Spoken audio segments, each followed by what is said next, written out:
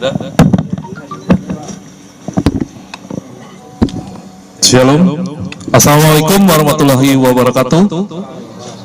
Om Swastiastu, Namo Buddhaya, salam kebajikan. Selamat siang. Yang saya hormati Pak Dirkrim rekan-rekan penyidik, dan tentunya rekan-rekan pers yang hadir pada siang hari ini. Kami dari Polda Jabar akan menyampaikan update perkembangan penanganan kasus Vina Eki yang telah diputus oleh pengadilan terhadap 8 tersangka lainnya. Dan saat ini kita sama-sama menyaksikan bahwa di sebelah saya telah berhasil diungkap 1 tersangka lainnya.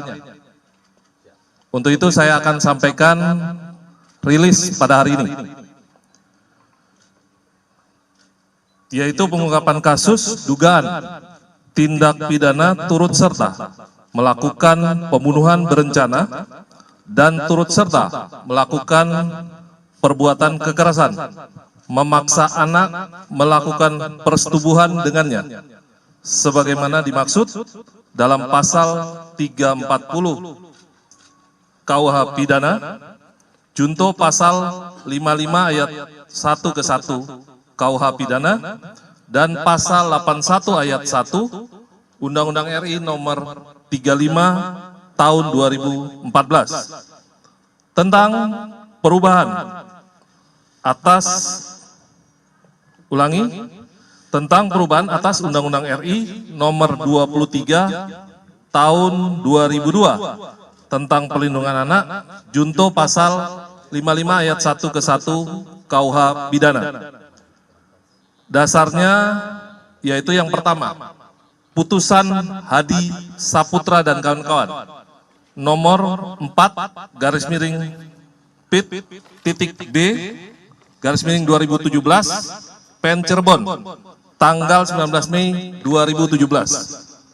2. Putusan Rivaldi Aditya Wardana dan kawan-kawan nomor 3/B/2017 PN Cirebon tanggal 19 Mei 2017. Ketiga, putusan Sakatata nomor 16/Pit.Sus/Datar Anak/2016/PN Cirebon tanggal 7 Oktober 2016.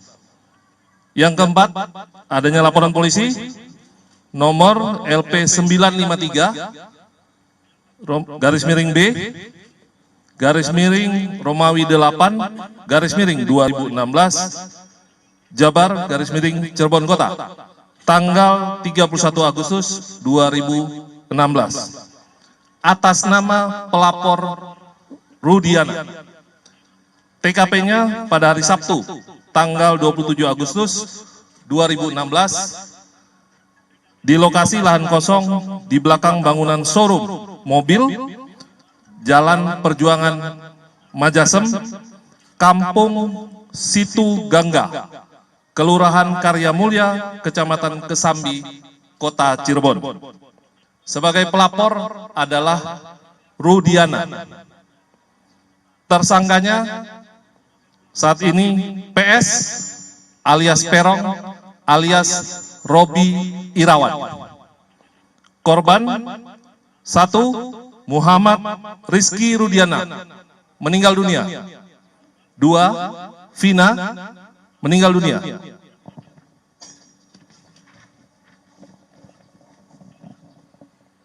Peran tersangka PS alias Perong alias Robi Irawan berdasarkan putusan pengadilan nomor 4/Pit.B/2017/PN Cirebon tanggal 19 Mei 2017 atas nama terdakwa Hadi Saputra dan kawan-kawan, yaitu melempari korban Rizky dan Vina dengan menggunakan batu yang mengenai spakbor, lalu mengejarnya sampai di flyover. Kemudian memukul korban Rizky dan Vina dengan tangan kosong ke arah tubuh, lalu membonceng korban Rizky menuju lahan kosong di belakang bangunan showroom mobil seberang SMP Negeri 11 Cirebon bersama dengan Rivaldi. Selanjutnya memukul dan menyabetkan samurai pendek berbentuk pipa ke korban Rizky dan memukul korban Vina dengan menggunakan tangan kosong mengenai hidung sampai mengeluarkan darah di TKP, lalu mengangkat korban Vina ke dekat korban Rizky, yang selanjutnya membawa korban Vina ke flyover dan meninggalkannya. Peran Peggy, ulangi, peran PS alias Perong alias Robi Irawan berdasarkan keterangan dari saksi pada tanggal 20 Mei 2024, kemudian 22 Mei 2024 dan 25 Mei 2024, yaitu menyuruh dan mengejar korban Rizky dan korban Vina dengan menggunakan sepeda motor Honda Beat warna orange. Selanjutnya memukul korban Rizky dan korban Vina menggunakan balok kayu. Kemudian membonceng korban Rizky dan korban Vina menuju TKP bersama dengan saksi. Memukul korban Rizky menggunakan balok kayu, lalu memperkosa korban Vina dan membunuh korban Vina dengan cara dipukul menggunakan balok kayu. Kemudian membawa korban Rizky dan korban Vina menuju flyover. Peran PS alias Perong alias Robi Irawan berdasarkan keterangan saksi pada tanggal 22 Mei 2024 dan 24 Mei 2024. Saksi bekerja di sekitar TKP selama 5 tahun dan saksi mengenal wajah orang-orang yang biasa nongkrong di depan SMP Negeri 11 Cirebon, namun tidak tahu namanya.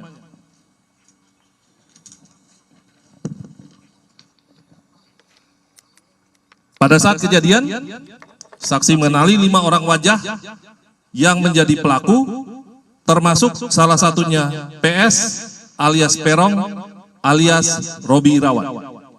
Saksi mengenali 5 motor yang menjadi barang bukti dan mengenali 1 motor smash warna pink yang dikendarai oleh tersangka PS.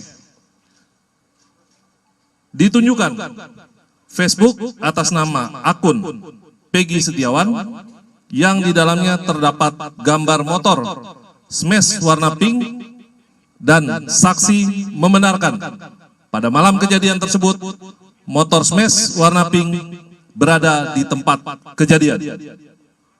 Saksi melihat PS alias Perong alias Robi Irawan melempari dan mengejar kedua korban yang sedang mengendarai sepeda motor Yamaha Xeon warna hijau kuning. Peran PS alias Perong alias Robi Irawan berdasarkan keterangan dari saksi pada tanggal 22 Mei 2024. PS merupakan teman masa kecil saksi. PS mempunyai nama panggilan yaitu Perong. PS mempunyai motor smash warna pink. PS sering nongkrong di seberang SMP Negeri 11 Cirebon dan belakang MAN 2 Cirebon. Peran PS alias Peron alias Robi Irawan berdasarkan keterangan dari saksi pada tanggal 22 Mei 2024, yaitu Peggy sering nongkrong di seberang SMP Negeri 11 Cirebon. Peran PS alias Peron alias Robi Irawan berdasarkan keterangan saksi pada tanggal 22 Mei 2024, yaitu penyidik lama, artinya penyidik pada tahun 2016 pernah mendatangi rumah DPO, namun yang bersangkutan tidak ada di lokasi. Kemudian mengamankan motor smash warna pink dan memfoto DPO yang berada di dinding, yang kemudian foto tersebut diperlihatkan kepada saksi dan membenarkan bahwa foto tersebut merupakan foto PS. Upaya tersangka PS menghilangkan identitas.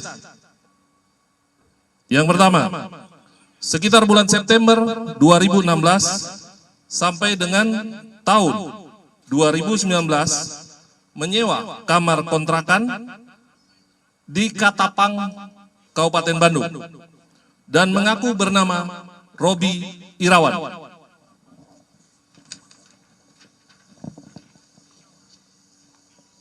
Dikenalkan oleh A. Saprudi kepada Tuti Jubaidah adalah sebagai keponakannya yang bernama Robi.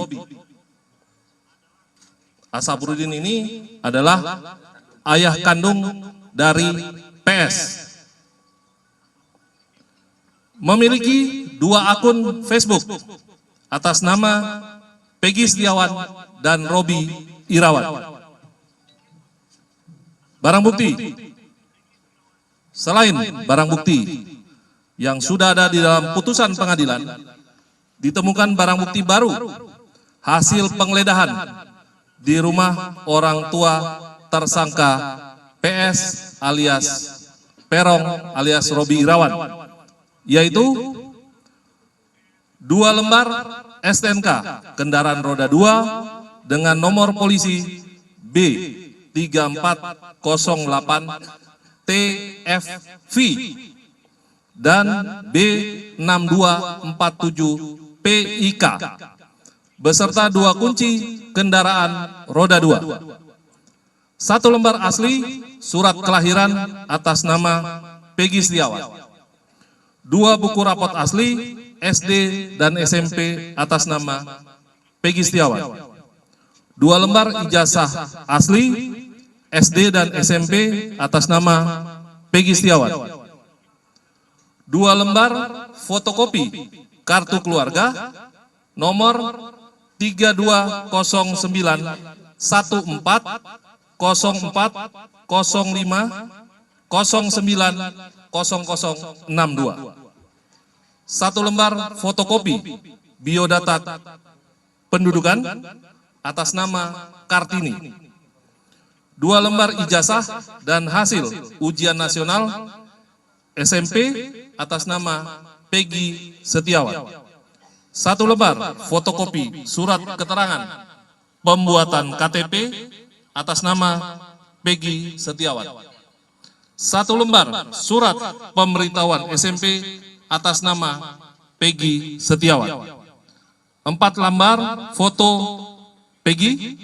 1 lembar kartu Indonesia Pintar atas nama Peggy Setiawan. 1 lembar fotokopi KTP atas nama Luciana. 1 lembar fotokopi kartu ujian atas nama Peggy Setiawan. 2 buah dus box handphone Infinix dan Samsung Galaxy A05.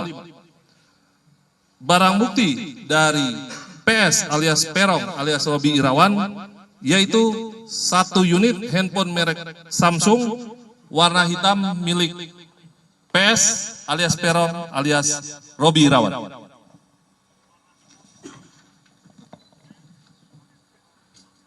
Modus operandi melakukan tindak pidana turut serta melakukan pembunuhan berencana dan turut serta melakukan perbuatan kekerasan, memaksa anak melakukan persetubuhan dengannya terhadap korban atas nama Rizky dan atas nama Vina dengan menggunakan alat berupa kayu, batu, dan senjata tajam sampai meninggal dunia.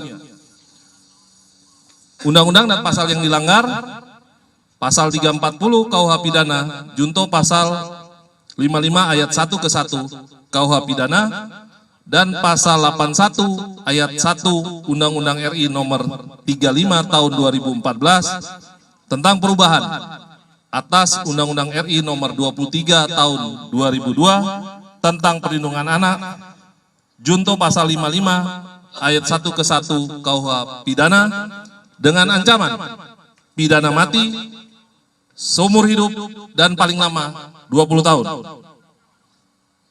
Kami dari Polda Jabar meyakinkan bahwa Polri akan terus melakukan penuntasan perkara ini secara profesional, bekerja secara prosedur, dan menggunakan metode ilmiah atau scientific crime investigation.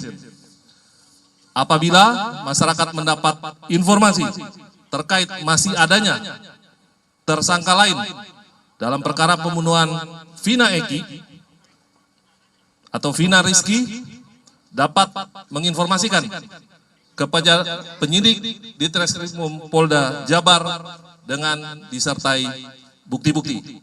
Demikian mungkin yang dapat saya sampaikan. Selanjutnya saya persilakan kalau masih ada pertanyaan. Ya, TV One dulu ya. Setelah itu Elvina. Silakan mungkin dari Dirkrimum bisa menjawab. Cek. Izin Pak Duhan dari TV One, sebetulnya dapat dijelaskan apa kendala dari pihak kepolisian untuk menemukan Peggy Setiawan, mengingat kasusnya 8 tahun yang lalu dan baru dapat ditemukan saat ini. Dan lalu seperti apa update untuk pengejaran kedua DPO lainnya Pak? Terima kasih. Baik, terima kasih pertanyaan dari TV One. Terkait mungkin pertanyaan pertama nih, pertanyaan paling banyak kami terima. Kenapa kok lama? Yang pertama bahwa pasca kejadian PS ini kemudian meninggalkan kampung halamannya, dia pergi ke Katapang sebagaimana tadi dijelaskan oleh Pak Kabid Humas. Di sana dia tinggal satu kos bersama ayah kandung dan ibu tirinya.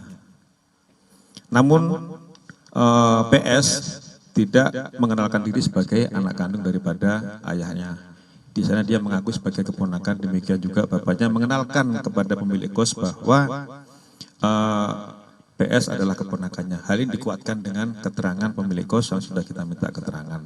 Demikian juga nama sudah diganti, bukan lagi PS tetapi menggunakan nama Robi. Yang kedua, kenapa kita sulit untuk menemukan ini, bahwa tidak ada satupun pelaku lain yang berani menerangkan bahwa PS itu ini orangnya. Padahal mereka tinggal di satu lingkungan, bahkan ada teman sekolah ataupun teman bermain. Jadi kenapa kesulitan kita selama ini seperti itu? Karena memang saksi yang berani menerangkan itu belum ada. Akhirnya kita ajak bicara para tersangka yang sudah vonis dari hati ke hati, mereka menerangkan bahwa PS adalah ini orangnya. Sehingga kami bermudah untuk melakukan pelacakan. Itu kira-kira. Yang kedua betul.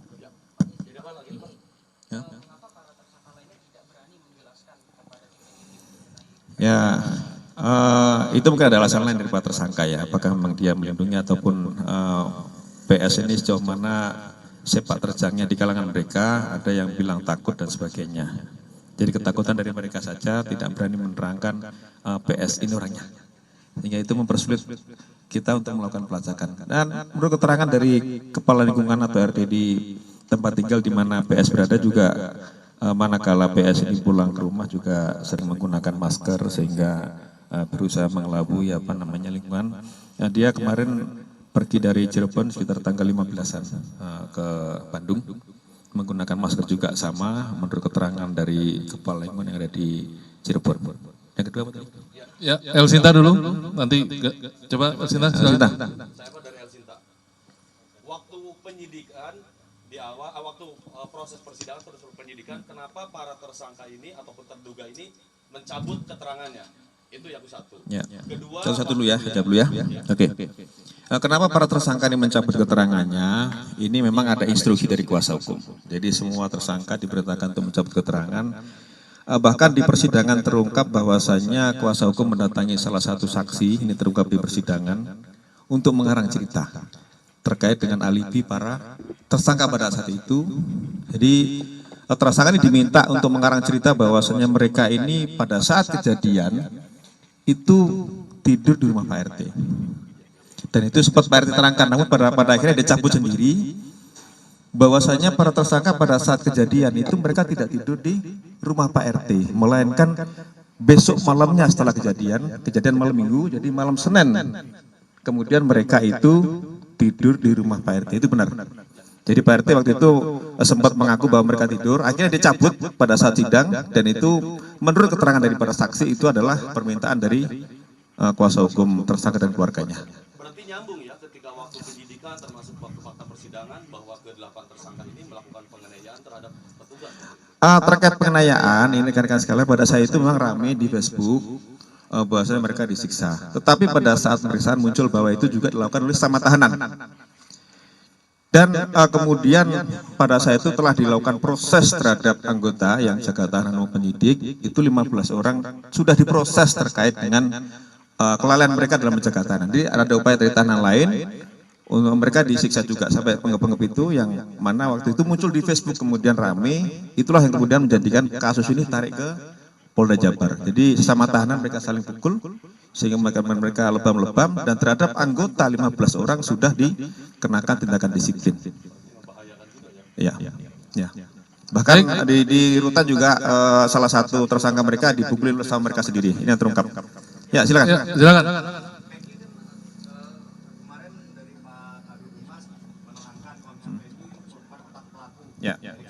Ya. Jadi memang PS ini merupakan otak pelaku. Jadi ketika mereka kumpul-kumpul sesama geng motor, karena mereka dibilang monreker, mereka manakala ada kelompok ekstasi yang lewat di jalan itu, mereka sering lempar dengan batu. Itu yang terjadi. Nah, pas ada kejadian, PS mengajak salah satu tersangka lain untuk mengejar korban ini, yang dia sampaikan bahwa saya ada masalah dengan itu. Kejar. Nah, masalah apa sedang kita dalami. Kemudian dikejar berdua sampai dengan di jembatan layang, dipukul korban sampai dengan jatuh.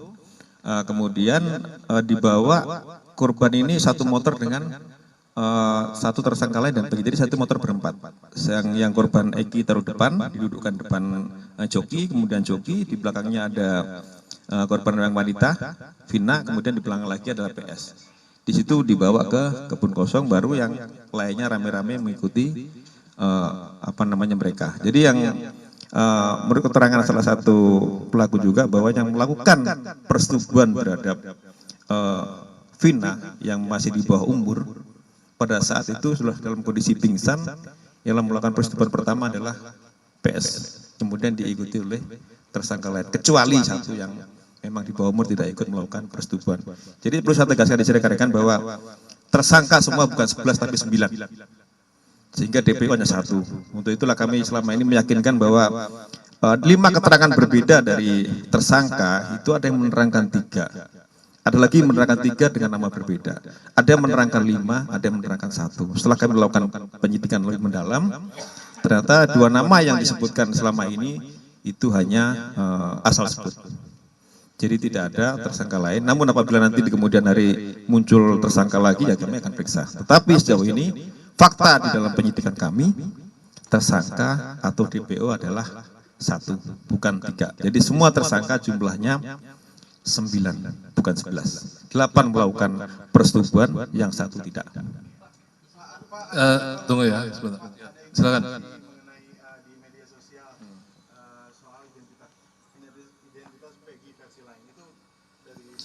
Ya, bahwa kita yakinkan PS adalah ini. Kita sudah menyita sejumlah dokumen terkait dengan identitas, kemudian juga motor yang digunakan kita sudah dapat STNK-nya, walaupun motornya belum dapat, tetapi STNK kendaraan yang digunakan pada saat kejadian kita sudah mengamankan. Nah, kita meyakinkan ini dengan sejumlah dokumen, baik kartu keluarga, kemudian ijazah dan sebagainya, kita yakinkan bahwa ini adalah PS atau Peggy Setiawan. Ya. Ya. Ya. Ya, itulah namanya juga ciri-ciri kan, semua bisa menyebut ciri-ciri. Itulah kami kenapa tidak memasang foto, karena tadi itu keterangan berbeda-beda dari tersangka, maka kami tidak pasang foto, juga tidak berusaha membuat sketsa. Manakala nanti perbedaan sehingga masyarakat juga tidak berasumsi bahwa PS ini siapa sih. Kami yakinkan dulu, yakinkan bahwa PS ini dan bahwa DPO berapa? 1, bukan 2. DPO tidak ada, itu asal sebut nama pada saat. Ya, itu sudah kami dalami, ternyata yang 2 yang atas nama Dani dan Andi itu tidak ada. Jadi yang benar DPO 1 atas nama PS. Ya. Itu kita dalami dulu ya, terkait dengan motor pencitraan. Nanti kita mau dalami saksi yang lain. Nah, sabar terkait hal itu. Tetapi pada saat PS menyampaikan kepada salah satu tersangka yang sekarang sudah menjadi narapidana, yang lain itu melempar, tapi pada saat pengejaran hanya berdua. PS menyampaikan saya ada masalah dengan orang ini. Nah, tolong rekan-rekan ya, supaya tertib, tolong kita bergantian ya, karena mungkin masih banyak ini. Barangkali ada yang sebelum bertanya menyebutkan dulu dari media mana, sehingga kita kasih kesempatan untuk bergantian. Karena setelah acara rilis ini tidak ada lagi nanti doorstop ya. Tidak ada doorstop, jadi kami minta rekan-rekan manfaatkan kesempatan ini untuk bertanya. Tapi tolong disebutkan medianya, sehingga kita akan beri kesempatan secara bergantian. Silakan dari belakang dulu. Ya, ya. Ya.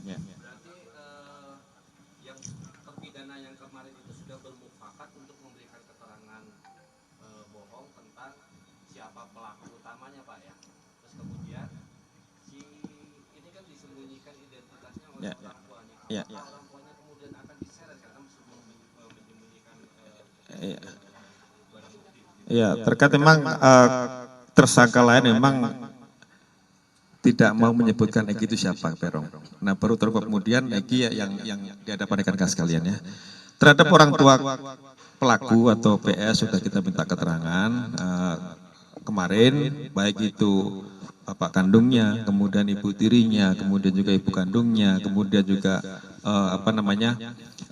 pemilik kos di Ketapang, kemudian kepala lingkungan yang ada di Cirebon sudah kita minta keterangan semua. Terkait apakah nanti bisa kita pidanakan tidak, sementara masih kita lakukan analisa dulu terkait dengan keterangannya diberikan oleh orang tuanya. Jadi silakan rekan-rekan juga di situ ada pasal 221 ayat 1 maupun 2, silakan nanti kalian rekan-rekan pelajari ya. KUHP. Ya, terjawab ya, silakan. Ya. Dari mana?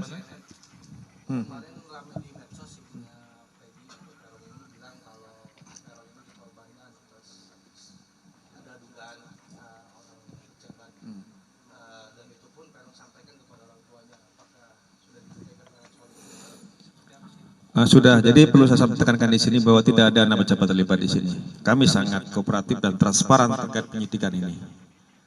DPO ya hanya 1, PS. Terkait dengan apapun yang disampaikan itu terserah silakan, tetapi kami tetap berpegangan atau berpatokan kepada fakta penyidikan. Jadi tidak kita berasumsi maupun di media sosial dan sebagainya. Terhadap penyidikan yang kita lakukan, kita berpedoman kepada fakta, bukan asumsi. Ya. Oke, mungkin sebelum bertanya, saya perlu tegaskan juga bahwa dalam proses penyidikan ini, rekan-rekan penyidik itu mendapatkan keterangan dari lebih dari 2 saksi, ya, lebih dari 2 saksi yang menyatakan bahwa tersangka PS berada di lokasi pada saat kejadian. Jadi kita bukan mereka berdasarkan asumsi. Tolong dipahami ini rekan-rekan, tentu teman-teman penyidik bekerja berdasarkan prosedur yang ada. Ya, berdasarkan prosedur yang ada dan alat bukti serta barang bukti yang didapatkan. Itu mungkin yang perlu saya tambahkan. Silakan yang masih mau bertanya. Ya, silakan. Ya. Ya. Ya.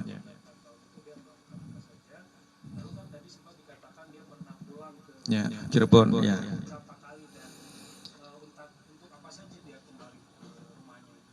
Jadi perlu sampaikan di sini bahwa orang tua kandungnya PS ini merupakan mandor bangunan yang sering menerima pekerjaan-pekerjaan borongan, baik itu pembangunan rumah maupun renovasi. Nah, di situ punya kelompok tukang lah, ataupun pekerja bangunan.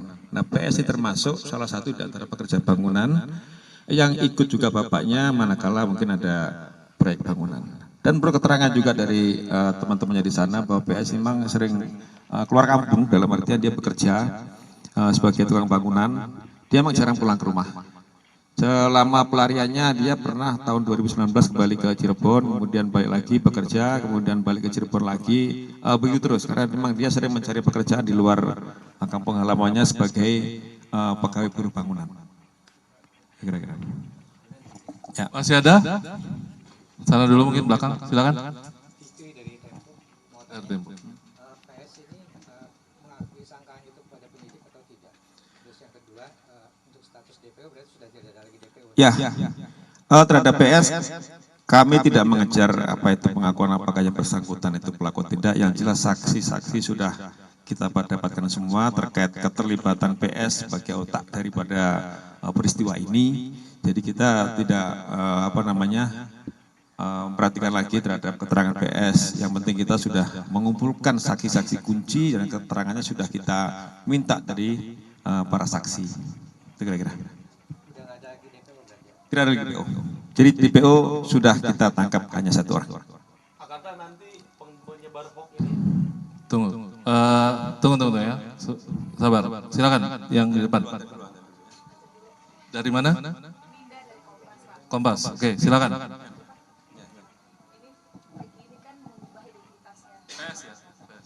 Oke. Identitas ini tuh digunakan secara tertulis seperti KTP juga kah? Apa hanya di akun Facebook atau seperti apa? Ya, yang pertama teridentitas ini nama panggilan. Demikian juga di akun Facebook juga menggunakan itu. Jadi di tempat tinggal kemarin ya terakhir PS ini menggunakan nama panggilan ya. Jadi ada menyebutkan Robi Irawan termasuk kepada tempat kosnya. Bapak kosnya juga tahunya Robi. Kosnya menyebut Robi Irawan. Dan yang bersangkutan ayah kandungnya juga mengenalkan PS ini sebagai keponakan. Jadi bukan anak kandung. Padahal yang bersangkutan adalah ayah kandung dari PS. Namun mengenalkan yang bersangkutan sebagai ponakan dengan nama Robi Irawan. Itu mungkin penegasan dari saya. Silakan yang masih bertanya. Tunggu ya, gantian dulu. Mungkin masih ada yang belum? Ya, silakan. Dari mana?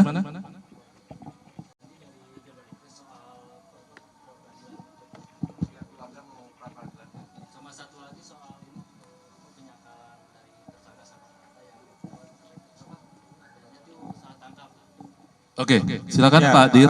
terkait pra-peradilan kami belum menerima pemberitahuan surat terkait pra-peradilan. Namun manakala akan ada pra-peradilan itu adalah hak daripada tersangka. Dipersilakan saja untuk melakukan pra-peradilan, nanti kami akan hadapi pra-peradilan itu.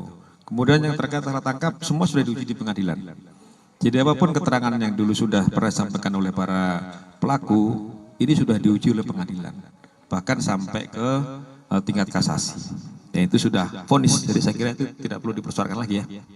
Tidak ada salah tangkap. Dan berarti orang tua Peggy ini sengaja menyembunyikan Peggy di kata Pak selama 8 tahun itu dengan dia menyebut bahwa dia adalah keponakannya, berarti ikut terlibat menyembunyikan. Ya, saya kira itu salah satu upaya dari pihak keluarga mungkin untuk menyembunyikan keberadaan daripada PS ini. Dengan mengelabuhi lingkungan bahwa nama PS bukan lagi PS tetapi Robi, panggilannya Robi. Itu dikuatkan dengan keterangan dari pemilik kos juga ya.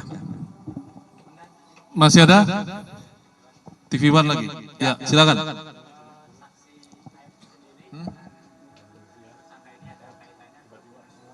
Ya, seperti yang rekan-rekan lihat di media mungkin di televisi bahwa AF sudah juga memberikan keterangan. Nah, AF dulu juga salah satu saksi kunci peristiwa ini. Namun pada saat peristiwa yang dulu dia tidak bersedia atau tidak berani bersaksi di pengadilan, sehingga waktu itu yang dibacakan adalah BAP dia atau keterangan dia, dan itu dilakukan di bawah sumpah. Tetapi sekarang kita sudah melakukan juga pemeriksaan pada yang bersangkutan, pemeriksaan ulang. Dan perlu rekan-rekan ketahui bahwa seluruh saksi ini sekarang sedang dalam proses untuk perlindungan LPSK. Sehingga kita harapkan nanti semua saksi bersedia untuk hadir di persidangan, tidak lagi dibacakan keterangannya di bawah sumpah, tetapi kita berharap saksi-saksi kunci peristiwa ini mau hadir di persidangan, sehingga tidak ada lagi asumsi bahwa ini saksi bikinan dan sebagainya. Semua saksi akan kita harapkan hadir di persidangan di bawah nanti perlindungan LPSK. Ya, itu kira-kira. Cukup ya? Cukup ya? Cukup ya rekan-rekan? Oke? Ya. Nanti, Ada lagi? Nanti hak tersangka nanti di sidang pengadilan ya. Tentu harus didampingi oleh tersangka ya. Sudah. Cukup. Sudah ya. Tunggu. Agar tertib rekan-rekan. Ya, tunggu. Sabar. Sabar ya. Sabar. Ya, kami persilahkan. Jadi nanti kita akan mendengarkan keterangan dari tersangka. Oke, silakan. Ya, bawa. Ya, bawa. Sudah. Ya, rekan-rekan, tolong tertib. Nanti kita sama-sama mendengar.